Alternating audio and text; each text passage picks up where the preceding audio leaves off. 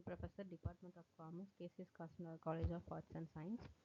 In this video, we are going to see about the stages in the entrepreneurship process.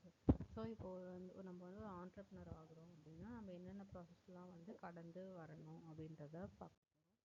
First identifying a business opportunity. First என்னென்னா ஒரு நல்ல market research பண்ணி நம்ம என்ன business start பண்ண போகிறோம் அப்படின்றத நம்ம தெளிவாக புரிஞ்சுக்கணும். ஃபார் எக்ஸாம்பிள் இப்போ நம்ம வந்து டெக்ஸ்டைல்ஸ் மாதிரி உள்ள லைனில் வந்து நம்ம பிஸ்னஸ் ஸ்டார்ட் பண்ண போகிறோமா, இல்லை வந்து ஃபுட் இண்டஸ்ட்ரியில் போக போகிறோமா, இல்லை நம்ம வந்து ஸ்டேஷ்னரிஸ் அந்த மாதிரி என்ன பிஸ்னஸ் பண்ண போகிறோம் அப்படின்றத ஃபஸ்ட்டு நம்ம தெளிவாக தெரிஞ்சுக்கணும்.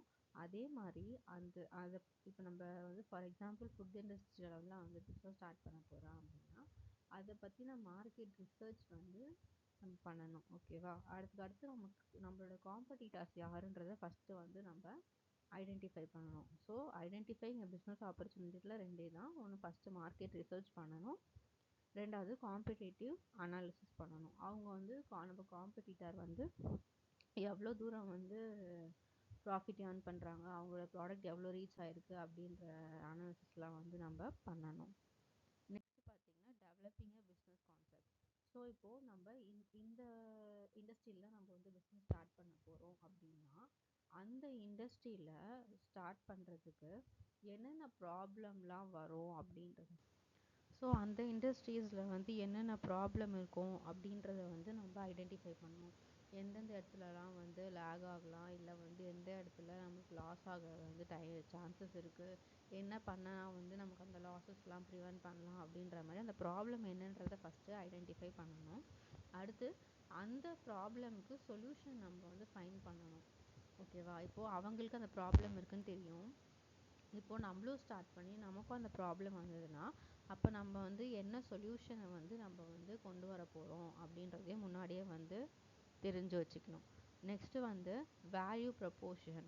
So what unique value to you offer. இப்போது அவங்களும் சேம் தான் பண்ணுறாங்க, நானும் அதே ஒர்க் தான் பண்ண போகிறேன், அவங்கக்கிட்டேருந்து நான் வந்து என்னை வந்து டிஃப்ரென்ஷியேட் பண்ணி காட்டிக்க போகிறேன் அப்படின்றதையும் தெளிவாக நம்ம வந்து தெரிஞ்சுக்கணும். அடுத்து creating a business plan.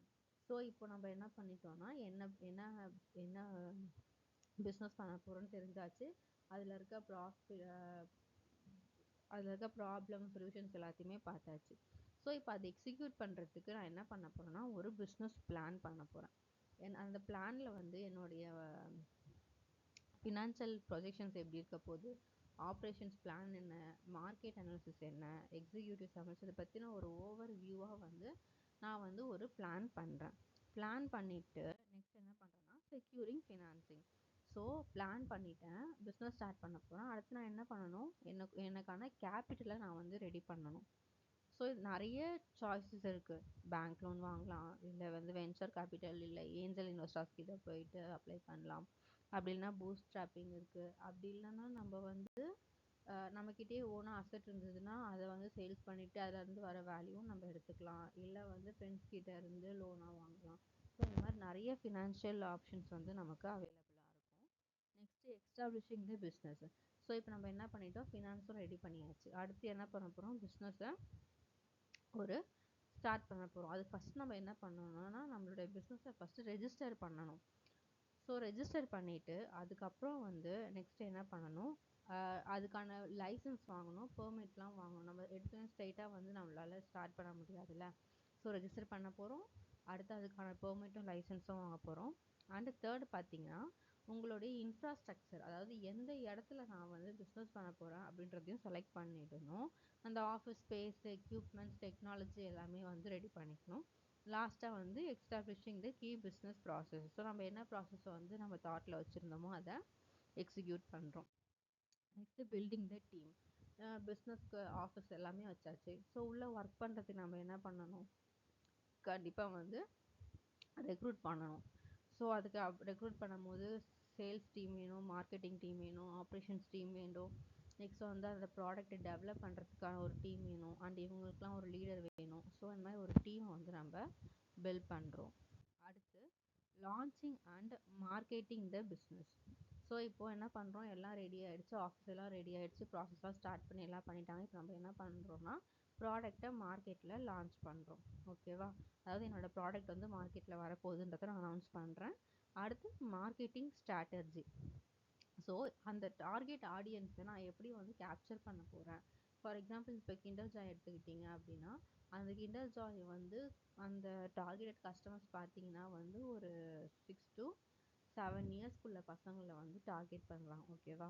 So அவங்க வந்து அந்த எக் ஷேப்பில் இருக்க சாக்லேட்டை பார்த்துட்டோன்னே அவங்க வந்து அட்ராக்டிவ் ஆகிடுறாங்க. அந்த கலர், அப்புறம் பார்த்தீங்கன்னா உள்ள டாய்ஸ் இருக்கும், ஒரு பக்கம் டாய்ஸ் ஒரு பக்கம் சாக்லேட் இருக்கும். ஸோ அந்த ஆடியன்ஸை நம்ம எப்படி கவர் பண்ணுறோம் அப்படின்றது தான் மார்க்கெட்டிங் ஸ்ட்ராட்டஜி. நெக்ஸ்ட்டு பார்த்தீங்கன்னா சேல்ஸ் சேனல். ஸோ நான் எப்படியெல்லாம் என்னுடைய ப்ராடக்டை வந்து மார்க்கெட்டில் நான் வந்து எக்ஸ்டாப்ளிஷ் பண்ண போகிறேன், ஸோ எப்படிலாம் நான் சேல் பண்ண போகிறேன், எந்த எந்த மூலியமாக நான் சேல் பண்ண போகிறேன் அப்படின்றத ஒரு தெரிஞ்சுக்கணும். அடுத்து ஸ்கேலிங் அண்ட் க்ரோத்து. அதில் பார்த்தீங்கன்னா ஃபஸ்ட்டு எக்ஸ்பேண்ட் மார்க்கெட் ரீச்.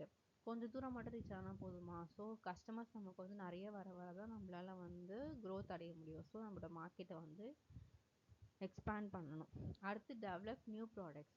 அதே இப்போ நான் புதுசாக வந்து ப்ராடக்ட்டை டெவலப் பண்ணோம். ஃபார் எக்ஸாம்பிள் கிண்டர் ஜாயே வந்து இப்போ பார்த்தீங்கன்னா சாஷேலையும் வருது. அதில் வந்து ஒரு 3 to 4 பால்ஸ் இருக்குது. அதுவும் வந்து பார்த்தீங்கன்னா கிண்டர் ஜாய் தான். ஸோ அவங்க வந்து எக்காக மட்டும் கொடுக்காம இந்த மாதிரியும் கொடுக்குறாங்க. அப்படின்னா என்ன அர்த்தம்னா, அவங்க மார்க்கெட்டை வந்து இன்னும் ரீச் பண்ணுறதுக்காக அவங்க வந்து டிஃப்ரெண்ட் ஃபார்மாக அதை வந்து கொடுக்குறாங்க. நெக்ஸ்ட் வந்து strategic partnership. Collaborate with other business to leverage the resource and expertise.